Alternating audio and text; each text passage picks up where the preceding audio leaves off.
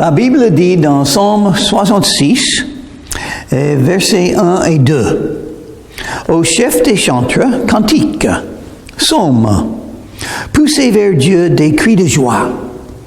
Vous tous, habitants de la terre, chantez la gloire de son nom. Célébrez sa gloire par vos louanges. Prions. Merci Seigneur pour ta parole. Aide-nous à comprendre et mettre en pratique et le croire. Et enseigne-nous, Seigneur Jésus. Dans ton nom, je te prie. Amen. Et donc, c'est un commandement. Louer le Seigneur, pousser des cris de joie, célébrer sa gloire, chanter la gloire de son nom. Et c'est pour tout le monde. Tout le monde doit faire ça. Un jour, ça arrivera. Quand Jésus revienne, et il sera le roi de toute la terre, ça va marcher comme ça.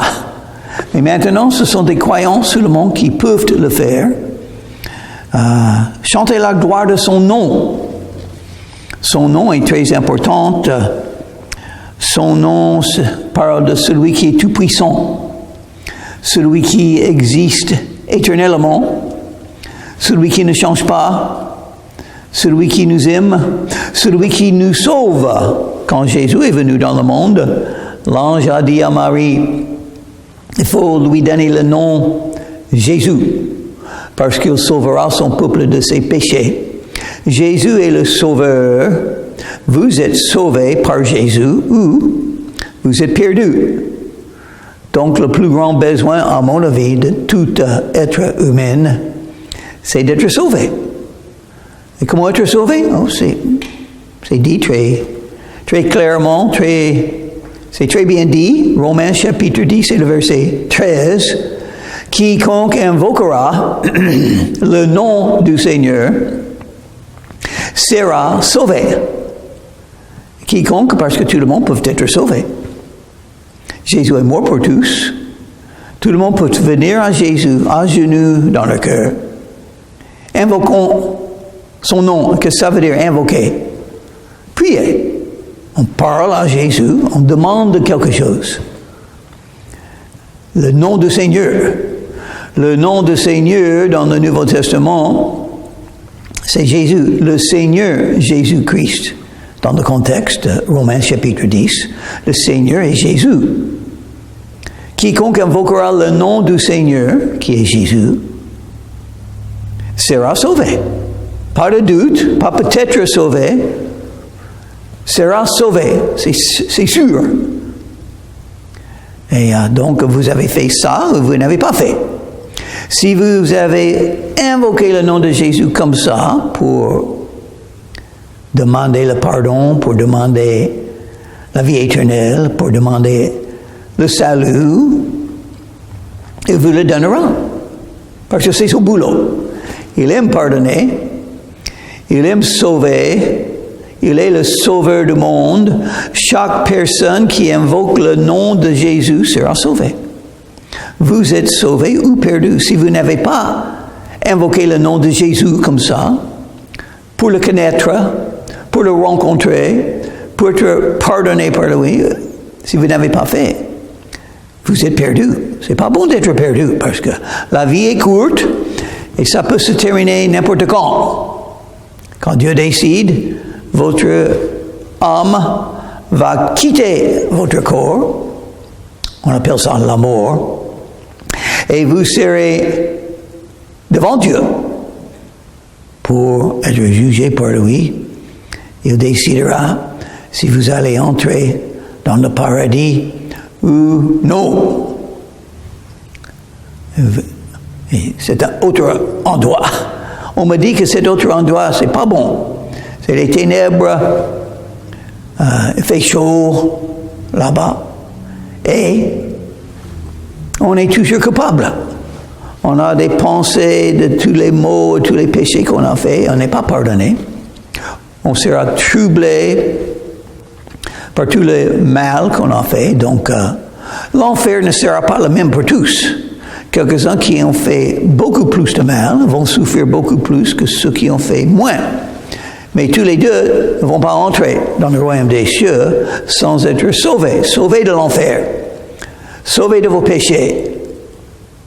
Sauvés d'un avenir dans des ténèbres. Et séparés de Dieu et de tout ce qui est bon.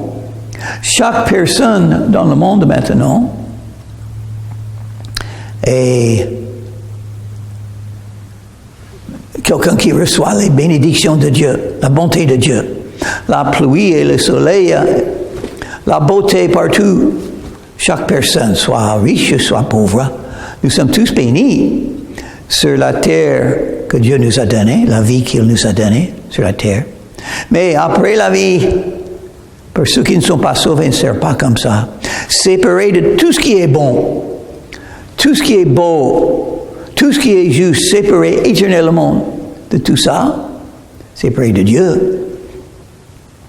Mais Jésus peut vous sauver. Il peut vous unir avec Dieu le Père, avec le Dieu Tout-Puissant et l'Éternel. Si vous êtes unis avec Dieu, parfois en Jésus, vous avez la vie éternelle parce qu'il habite éternellement. Il faut connaître Jésus. Le vrai christianisme n'est pas une religion, c'est une relation avec Jésus. On fait sa connaissance, on rencontre Jésus quand on invoque son nom, parce qu'il sera là. Il a même dit, Apocalypse chapitre 3, le verset 20, « Quiconque invoquera le nom du Seigneur sera sauvé. » Puis Jésus a... ça c'est Romains 10, 13, mais Jésus a dit en Apocalypse chapitre 3, le verset 20, « Voici, je me tiens à la porte et je frappe. Si quelqu'un entend ma voix et ouvre la porte, j'entrerai chez lui. Je souperai avec lui et lui avec moi. » Jésus veut vous sauver. Il est là. Il veut entrer en vous, mais il vous donne le choix. C'est votre choix. Vous pouvez connaître Jésus et être sauvé, ou vous pouvez rejeter Jésus, croire les mensonges des athées, et rejeter Jésus, et vous serez perdu. Il faut faire attention, c'est une décision très importante. Il faut choisir Jésus. Dites à Dieu que tes œuvres sont redoutables. Dieu fait des œuvres, oui, il agit. Mais il faut les yeux ouverts par le Saint-Esprit pour voir ce que Dieu fait, pour voir ce qu'il fait dans votre vie. Vous pouvez être reconnaissant. Vous pouvez remercier le Seigneur pour tout ce qui arrive dans votre vie, même les épreuves et les difficultés, parce que Dieu est là, parce que Dieu contrôle tout, parce que Dieu vous aime, parce que Dieu a une raison pour toutes choses, parce que Dieu fait tout ce qu'il veut. Il exauce les prières, il se manifeste, il enseigne la vérité, et il est mort sur la croix pour nous, pour que nous puissions être sauvés éternellement. À cause de la grandeur de ta force, tes ennemis te flattent. Toute la terre t'adore et chante en ton honneur. Elle chante ton nom. Ça doit être comme ça. Mais les oiseaux, les arbres, la mer, le soleil, toute la création enseigne quelque chose. C'est Dieu qui l'a fait. C'est le message. Dieu a tout créé. Au commencement, Dieu a créé le ciel et la terre. Ce sont les premières paroles de la Bible. Un grand enseignement. Les athées ont tort, n'ont pas raison. Dieu est là, il a tout créé. Louis Pasteur, un homme de science, a fait des preuves que la vie ne peut pas venir des choses qui ne sont pas vivantes. La vie vient de la vie. C'est ce que Louis Pasteur a découvert, a donné les preuves pour dire par la science, impossible que la vie vienne de rien. Impossible. Ça ne marche pas. Ça n'existe pas. C'est pas vrai. Dieu a tout créé. Dieu qui est vivant a créé la vie sur la terre. Donc, c'est normal. C'est évident. L'évidence est là. Dieu a tout créé, il existe. Il est tout puissant. Il agit maintenant. Il décide ce qui va arriver. Vous avez la vie sur la terre, c'est Dieu qui vous a donné. Et il vous aime. Il a envoyé Jésus pour mourir pour vous, afin que vous puissiez être sauvés. Venez et contemplez les œuvres de Dieu. Il est redoutable quand il agit sur les fils de l'homme. Et il agit dans la vie de chaque personne. Si vous êtes perdu, Dieu agit dans votre vie pour vous convaincre, pour vous appeler à venir à Jésus, pour vous convaincre que vous êtes un pécheur qui a besoin d'être sauvé, pour vous convaincre qu'il existe, qu'il est là, et il peut le faire. Il se manifeste à qui il veut et quand il veut. Quand j'ai reçu Jésus comme mon sauveur, il s'est manifesté à moi. Il était là devant moi. C'est pas vous, parce que mes yeux étaient fermés quand j'ai invoqué le nom de Jésus pour te sauver. Mais il était là. Je savais. J'ai invoqué Jésus. J'ai rencontré Jésus parce que c'est lui qui est venu à moi. Il a agi dans ma vie quand j'avais 19 ans, et même avant ça, pour m'amener à lui-même. Et il fait ça dans tous les non-croyants. Même nous, les croyants, nous cherchons à devenir des gagneurs d'âme, à aider les non-croyants à croire en Jésus. Mais c'est ce que nous cherchons. Nous cherchons les gens, quand on parle avec eux de la Bible, de Jésus, du salut, on cherche quelqu'un qui est touché, qui est prêt, qui veut être sauvé. Parce que c'est l'œuvre de Dieu de le faire. Nous parlons de Jésus, mais c'est le Saint-Esprit qui doit toucher les cœurs, qui doit faire venir à Jésus, qui parle de Jésus au cœur des gens. Mais chaque personne a la capacité de croire en Jésus. Chacun a la capacité. N'a pas de cœur assez endurci qui ne peut pas être touché. Dieu change un cœur de pierre dans un cœur de chair. Qu'est-ce que c'est un cœur de chair?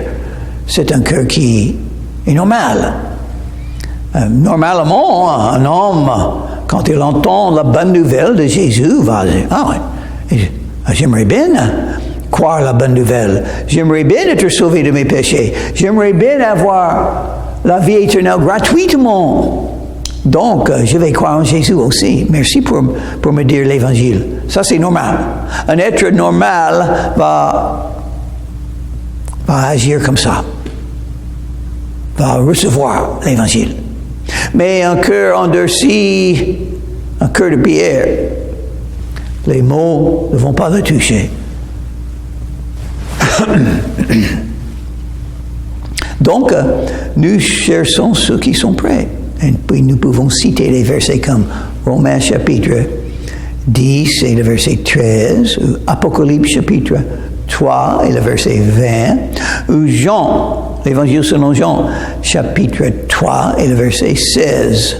Car Dieu a tant aimé le monde qu'il a donné son Fils unique, afin que quiconque croit en lui ne périsse pas, mais qu'il ait la vie éternelle.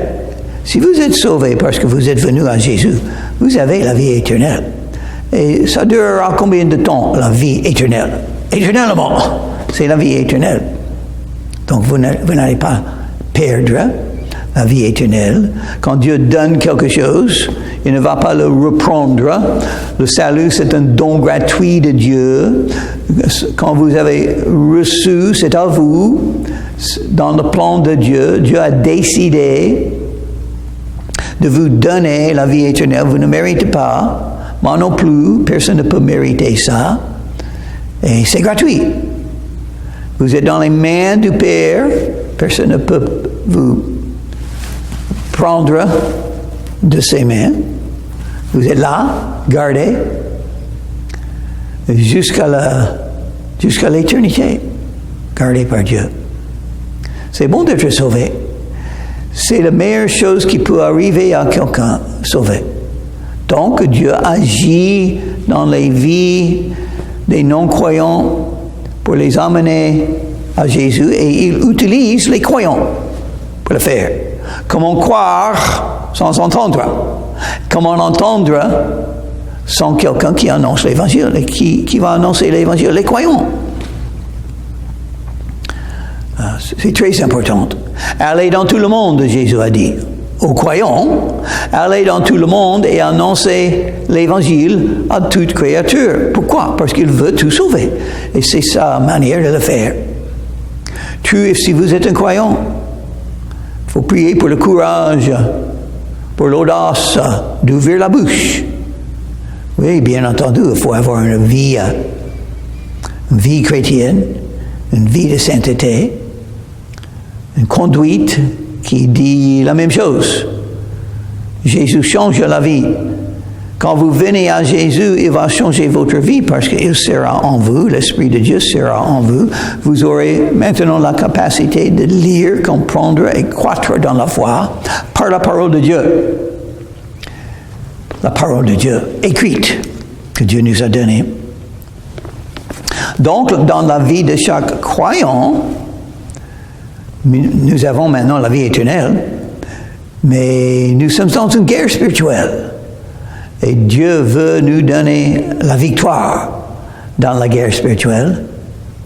Il faut apprendre à être fidèle, apprendre à être fort dans cette guerre spirituelle. Nous avons la capacité par le Saint-Esprit, par la parole de Dieu, par la grâce de Jésus, par le fait qu'il nous pardonne chaque jour, il est miséricordieux chaque jour. Nous pouvons le suivre et être forts. Éphésiens chapitre 6, que je crois très importante.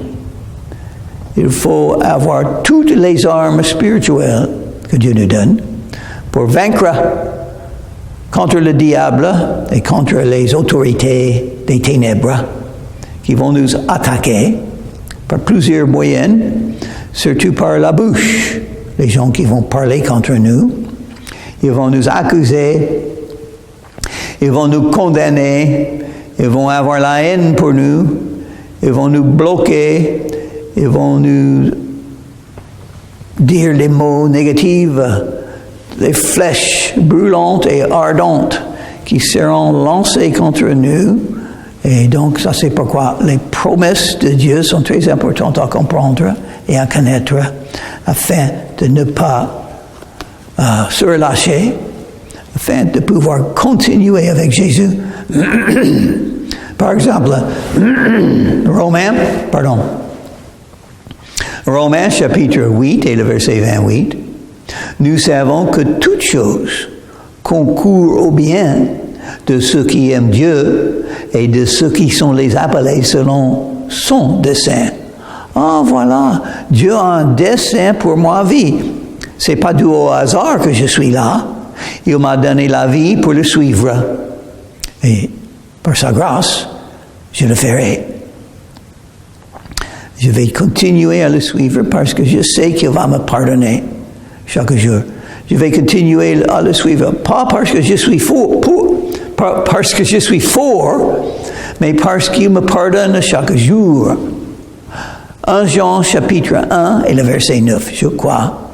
C'est un verset très important de connaître, de réfléchir, d'aimer, de croire. Si nous confessons nos péchés, il est fidèle et juste pour nous pardonner et nous purifier de toute iniquité. Parce qu'il y a des croyants qui ne font pas selon cette promesse et ce commandement, cet enseignement. Si nous, j'aime le mot nous et vous dans le Nouveau Testament. Souvent dans le contexte, le mot nous et le mot vous parle de tous les croyants. Hey, je suis un croyant. Ça veut dire, ce verset, c'est pour moi aussi. Ah bon? Si nous confessons nos péchés, oh, je suis déjà un croyant, j'ai déjà la vie éternelle, je suis déjà sauvé, mais pendant la journée, je peux facilement pécher parce que je suis toujours dans la chair. Et je suis toujours un pécheur. Je ne suis pas encore parfait, loin de là. Donc, pour rester en communion avec Jésus, il faut que je confesse mes péchés chaque jour. Pas pour être sauvé, je suis déjà sauvé, mais pour rester en communion avec Jésus, pour continuer à suivre Jésus et à marcher avec lui. Il faut être honnête, ça c'est la confession. Être honnête avec lui. Oui, Seigneur, la confession, parce que le mot confesser vient du mot grec hamalageo. Voilà. Dire la même chose que dire la même chose que Dieu dit de ma vie et de ce que je viens de faire. Oui, j'ai péché. Oui, il me faut être pardonné. Oui, je ne vais plus le faire. Ça, c'est mon objectif maintenant. Ça, c'est la confession. Et si nous confessons nos péchés, il faut le faire tous les jours. Dans la prière Notre Père, pardonne-moi mes péchés, mes transgressions. Parce que ça se fasse facilement. Nous sommes faibles. Nous sommes méchants. Nous sommes des êtres humains. Et on pêche. Il le sait. Il nous a donné le moyen d'être purifiés de nos péchés chaque jour. C'est par Jésus. C'est pourquoi Jésus a lavé les pieds des apôtres. Jésus a dit, vous êtes tout à fait lavés, mais il faut que je lave les pieds. Tout à fait lavé parce qu'on est déjà sauvés. On est pur dans les yeux de Dieu. Il nous voit comme des saints. Grâce à Jésus et son sang, le sang de Jésus nous purifie de toute iniquité, de tout péché. En Jean chapitre 1, verset 7. Parce que nous sommes de tellement grands pécheurs, on pêche même si on ne sait pas, quand on ne reconnaît pas. On pêche même quand on fait le bien, des fois, je crois. Un musulman m'a dit ça. Une musulmane m'a dit ça. Soumeya. Et elle m'a dit, elle s'appelle, j'ai rencontré il y a quelques années, sur le trottoir aux Isambra. Et j'ai parlé des péchés avec elle. Et elle était d'accord avec moi. Elle a dit, oui, on pêche même quand on ne sait pas, quand on ne connaît pas. Et on pêche même en faisant le bien. Je crois qu'elle avait raison. Elle avait raison. Donc il nous faut le pardon, toujours. Même pour les choses qu'on ne reconnaît pas. Le sang de Jésus-Christ nous purifie de tout péché. Tout. Mais quand on connaît qu'on a péché, il faut confesser. Il faut la confession à Jésus. Pas à un prêtre, pas à moi, à Jésus. Si vous avez péché contre quelqu'un, par exemple, si vous avez volé 5 € de quelqu'un, bon, j'ai volé 5 €. Il faut redonner, demander le pardon. Comme ça, vous confessez à celui à qui vous avez fait le mal. Mais normalement, la confession, c'est à Dieu, à Jésus. Si nous confessons nos péchés, il est fidèle et juste pour nous pardonner et nous purifier de toute iniquité. Est-ce qu'il y a un péché que Jésus ne pardonnera pas si on confesse? Non. Toute iniquité, toute. 1000 fois, 2000 fois par jour, s'il faut. Et si c'est les mêmes fautes qu'hier, qui va toujours suivre Jésus fidèlement toute la vie? Qui va le faire? Celui qui confesse ses péchés tous les jours. Ça peut être le plus faible des croyants. Peut-être vous êtes le plus faible de tous les croyants et vous péchez souvent. Mais si vous confessez souvent, vous allez toujours suivre Jésus. Mais le croyant qui est le plus fort dans tout le monde, moi je ne sais pas qui c'est pas moi. Loin de là. Mais celui qui est le plus fort de tous les croyants, le jour qu'il s'arrête de se confesser à Jésus, c'est le jour qu'il ne marchera plus en communion avec Jésus. Donc d'être fort n'est pas tellement importante, à mon avis, en comparaison avec la confession. Et comme ça, on est honnête avec Dieu. Et comme ça, on n'est pas orgueilleux. On a l'humilité. Et l'apôtre Paul a dit, je suis le moindre des apôtres, il a dit. Et il a dit, je suis le pire des pécheurs. Et il a dit, malheur à moi, qui me délivrera de ce corps de mort? Oui, Jésus délivrera. Jésus est notre sauveur. Et je dois tout à Jésus. Je suis rien de tout. Mais je vais croire. Je vais avoir beaucoup de confiance en lui à cause de ce qu'il est. Il est le Dieu Tout-Puissant. Il est redoutable quand il agit sur les fils de l'homme et nous aime. C'est ça qui est étonnant. Pécheur comme je suis, il m'aime. Il ne va pas oublier ça. Il m'aime avec son amour éternel. Rien ne peut nous séparer de l'amour de Christ. Il changea la mer en une terre sèche. On traversa le fleuve à pied. Ah bon? On peut faire ça? Oui, il a déjà fait. Et ce que Dieu a fait dans le passé, il fera encore parce qu'il ne change pas. Moi, maintenant, j'ai une grande mer entre moi et la France. Je peux le sécher. Et je peux y aller à pied. Si c'est sa volonté, je peux le faire. Il l'a fait pour les enfants d'Israël. Quand Moïse était là pour être leur chef. Et si Dieu veut que je puisse parler de lui aux Français dans la région du golfe de Saint-Tropez, il va le faire. Il n'y a rien qui peut l'empêcher. Il y a beaucoup qui peuvent m'empêcher, mais il n'y a rien qui peut empêcher le bon Dieu.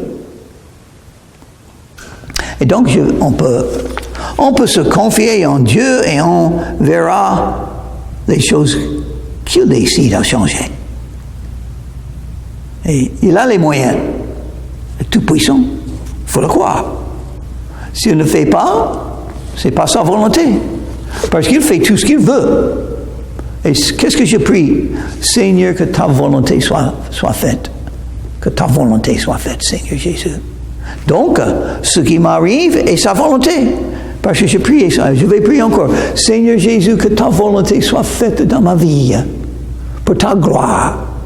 Pour que ton œuvre puisse être faite dans la France. Pour annoncer l'Évangile. Pour établir les églises. Pour que les églises qui sont là puissent croître avec des nouveaux qui viennent pour te servir et te connaître. Donc ça c'est ma prière. Est-ce que je peux faire quelque chose pour aider? Oui, je peux prier. Peut-être il y a une ou deux autres petites choses que je peux faire. Mais Dieu peut prendre les petites choses que je peux faire maintenant et peut faire croître ces petites choses. Oh, que Dieu est bon. Que Dieu il a un dessein. Il va le faire. Pas comme nous savons. Pas comme nous voulons. Mais comme il veut. Et il sait mieux que nous. Il sait mieux que nous. Prions. Merci Seigneur pour le fait que tu peux tout faire. Que ta volonté se fasse. Que ton nom soit glorifié. Que nous puissions chanter ton nom mieux et plus pour te glorifier.